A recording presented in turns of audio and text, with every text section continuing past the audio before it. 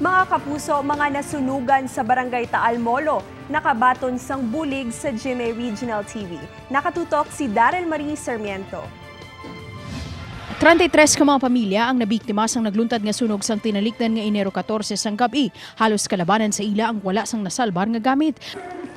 Gani agud mapahagan-hagan man ang sitwasyon sa mga pumuluyo nga nasunugan, nagdala sang bulig ang GMA Regional TV 1 Western Visayas team sa mga biktima. Tag sa kamamilya ang nakabaton sang Kapuso Kids nga kinahanglanon nila sa ila mangin bag-o nga puloy-an. Makita gid ang mga yuhom sa nawong sa mga nagtambong sa Kapuso Barangayan samtang ginadaho ang mga Kapuso Kids sa mga nangin biktima sang sunog.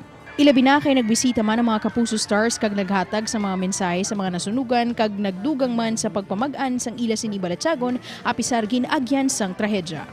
Kapitan na walang iba si God kasi wag po natin siyang sisihin or wag po natin siyang isipin na isa siyang hindi mabuting provider. Lahat tayo we all go through hard times and if we keep going, makakaraos din.